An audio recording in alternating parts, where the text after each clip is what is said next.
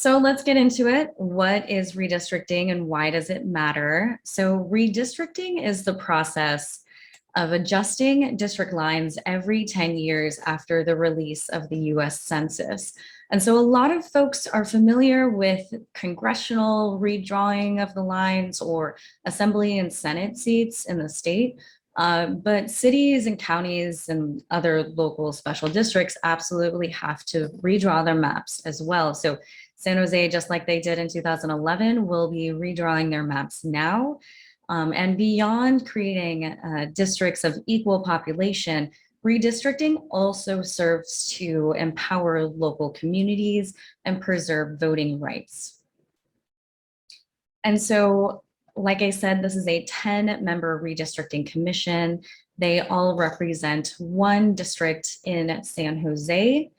And their goal is to conduct community outreach hearings like the ones today and identify communities of interest from public input.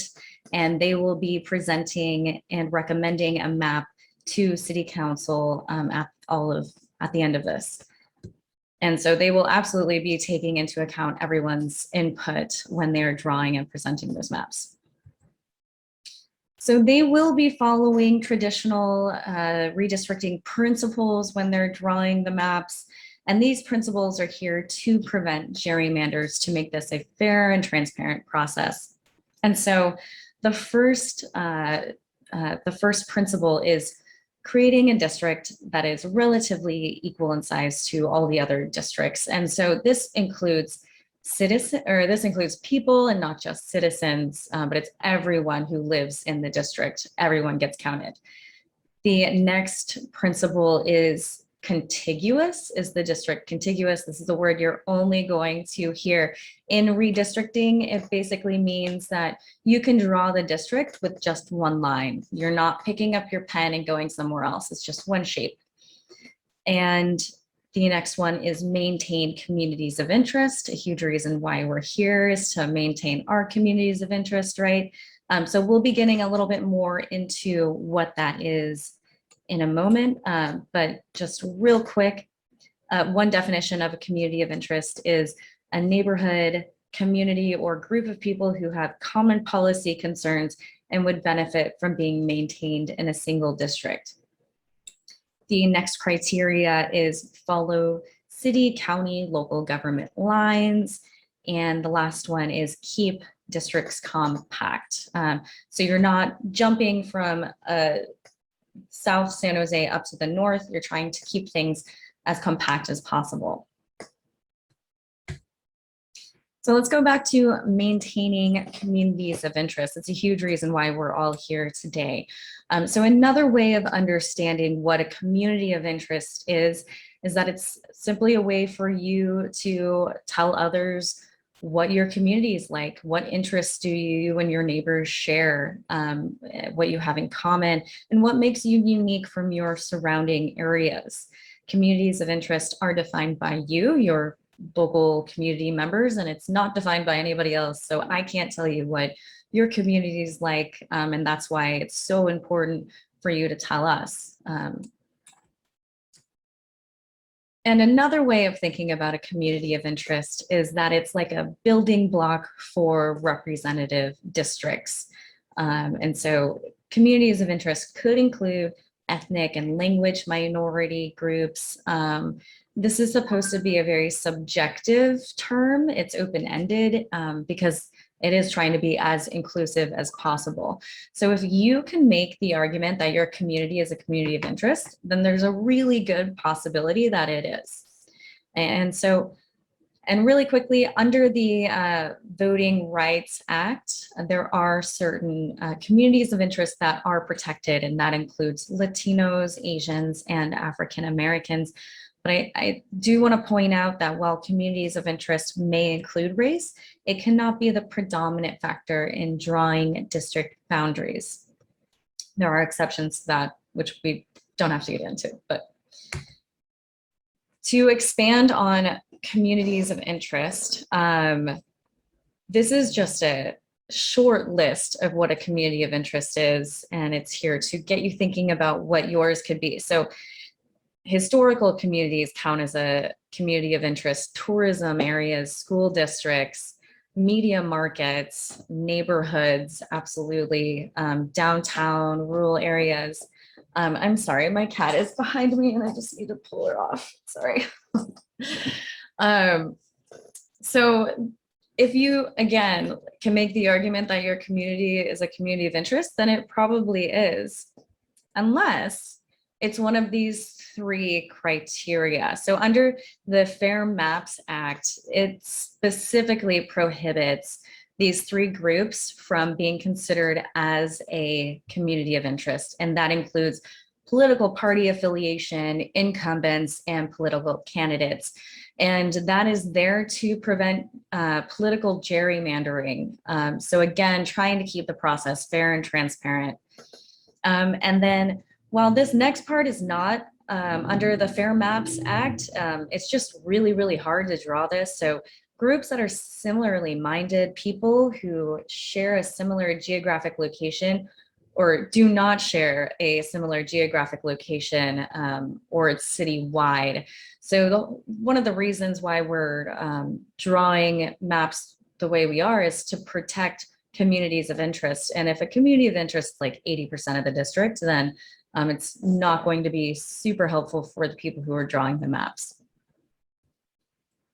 And so we're going to get into some examples of what community of interest are and are not. But when we go through it, and when you think of your own communities of interest, I want you to think of these three questions. So does your community have a shared culture, characteristic, or bond? Is the community geographic in nature? Can it be mapped? So critical. Oops, did I just... And then, of course, describe the community's relationship with the city and how it's affected by the policy decisions of the elected officials. And so let's get into some examples, real life examples that we've worked with. So a group of renters who live downtown testifies to the city's redistricting commission. Would this be considered a community of interest? And again, if we think back to those three questions, does it share culture, characteristics, bonds? Can it be mapped? And how would the policy decisions help? You can tell that this is a community of interest. So we can easily map this. It would be downtown San Jose. And renters do share policy concerns. So maybe there are things up in City Hall regarding rent control. So they share a concern, and it's mappable. So a part of town that has a historic nature, either as a former hub of business, community, or as an area that had been discriminated against through redlining or racially, so should the city's redistricting commission prioritize this area when drawing their maps? And we are going to say yes to this. So historical areas and areas with historic discrimination can and should be recognized as a community of interest when drawing maps. This is an example given by one of my colleagues. She has a dog, and she and her friends at the local dog park banded together to push for an elected official, or their elected officials, to put in a water fountain in their dog park. Would this be considered a community of interest? Yes, it would be. So theoretically, we could draw on a map, they're probably living within a 10-minute walk of this dog park, or at least 10 minutes driving. And they all share a concern, assuming that the park is run by the city. So if this same group tried to go to their local community college district and lobby on this issue, this likely wouldn't be considered a community of interest because the going back to question 3, how are they affected by policy decisions made by the local officials? The community college district wouldn't have any impact on that dog park.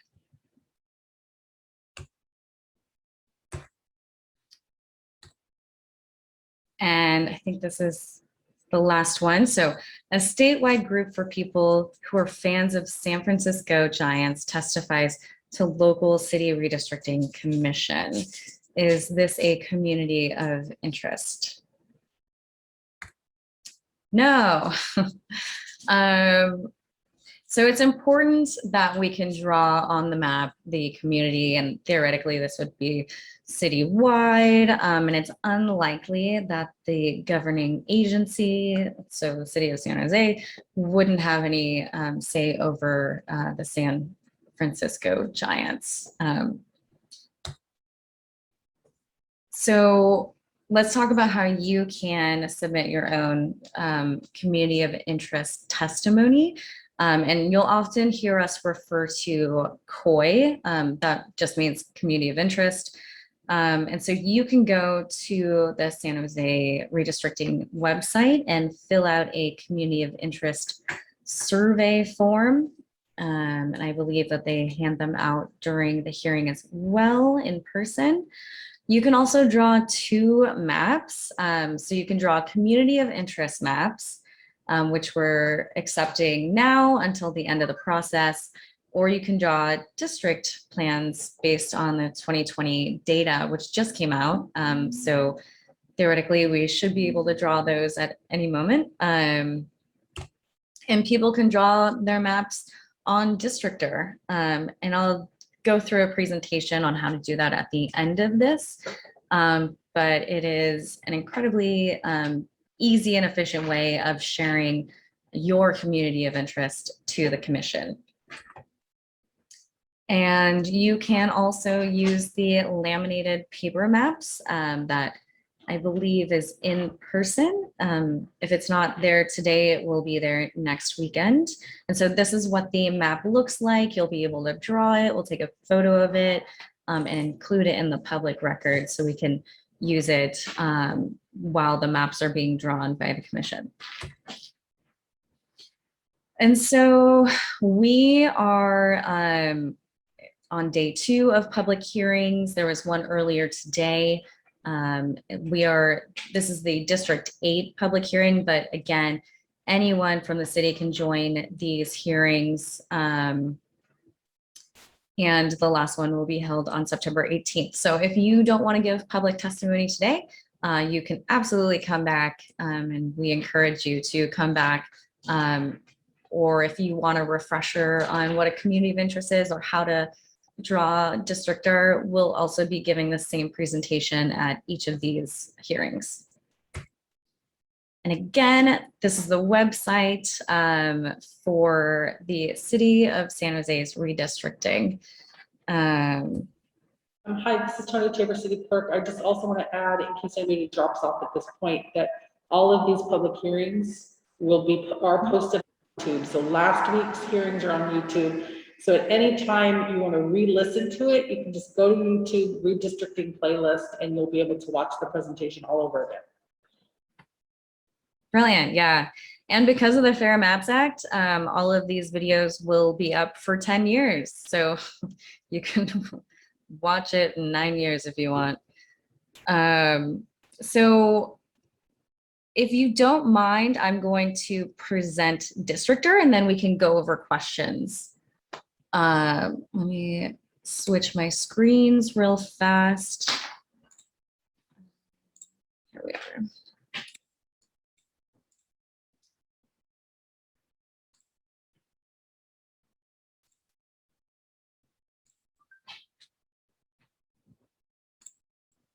Okay.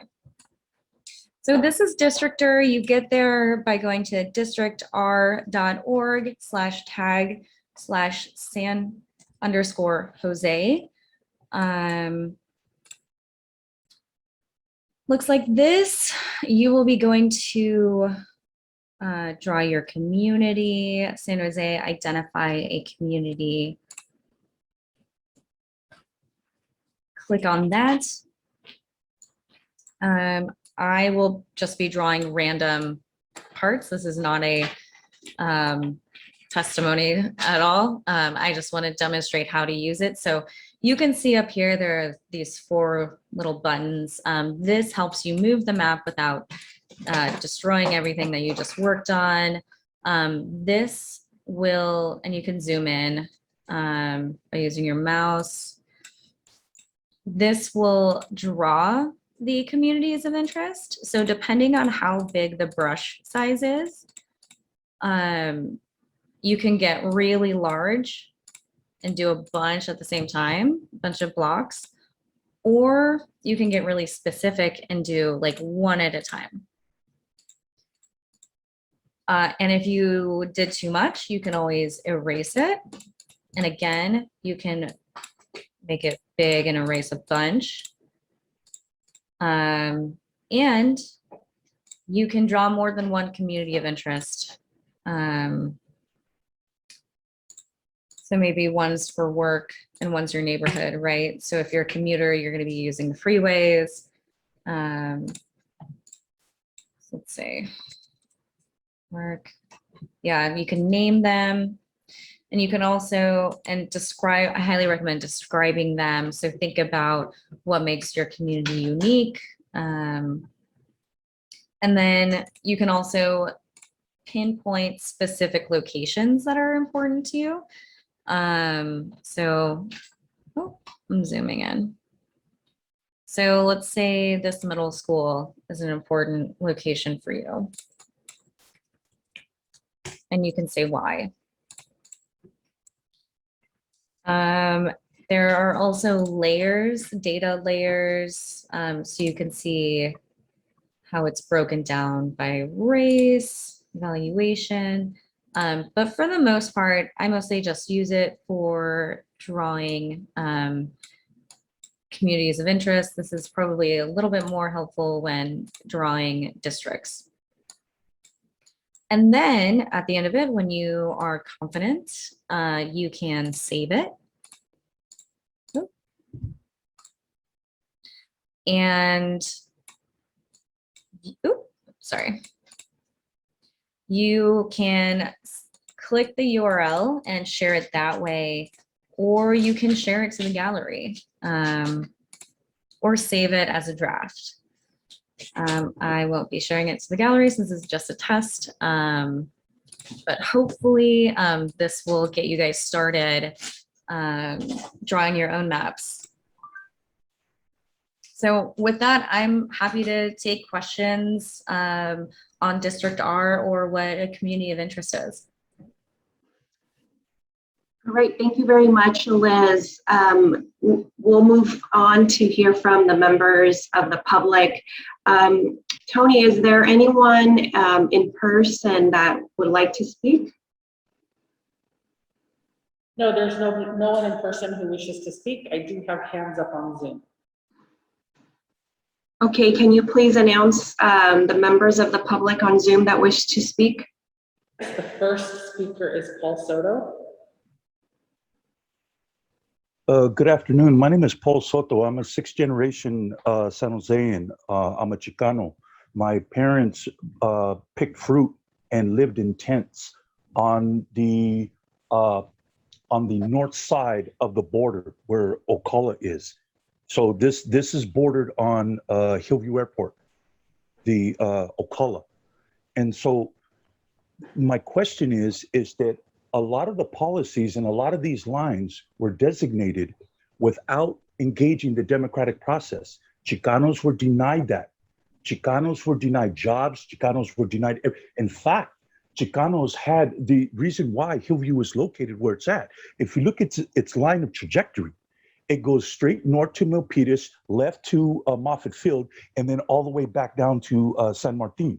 And what it did is that it was built as a part of the agricultural infrastructure in order to spray pesticides on my ancestors, all up and down Salsipuedes.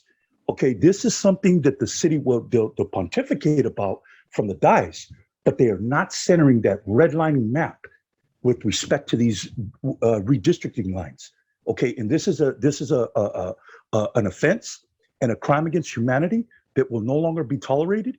And so what I'm asking for is, how do we as the people center those redlining maps as the arbiter of these lines, irregardless of who says what? In the past has become the present. And so we need to be able to do that. What I'm asking is, how do we do that? Thank you.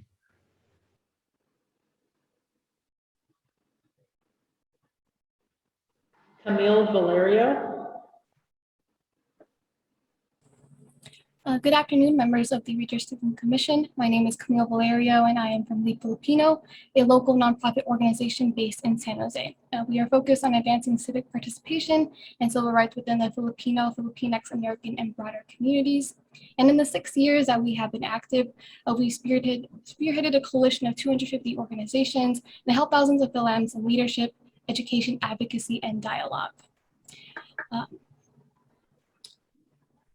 We are continuing to advocate for our community's representation and visibility in this year's redistricting. And we ask that you keep our communities together who are living in areas such as Berryessa, San Jose, and especially Eastside San Jose. Community lives within San Jose, District 8, connected together by small businesses, parks, community organizations, churches, and schools. The St. Francis of Assisi Church is an important area for our Catholic members of our community, and we also have a demographic of Filipino-American students attending schools within the Eastside Union High School District, such as Independence, Silver Creek, and Evergreen Valley. There are also a large number of our community members living along the housing near Independence High School, especially also on Checkers Drive.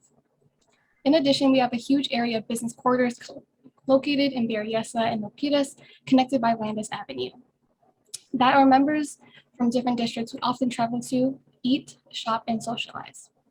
In addition, Sam's Barbecue Diner on San Felipe Road and Pinoy Lechon Barbecue Grill on Tully Road are restaurants in which our community frequents often. The communities in which Filipino Americans live in have shared needs and interests around transportation, public health, and safety, and our community has shared policy concerns with other API communities. And it would be best served if these areas in which they live in are kept together within the districts. Thank you. Okay, there are no further speakers. Okay, thank you. We will now turn to the public comment section of the agenda. Open forum. This is the time for public comment on items that are not on the agenda.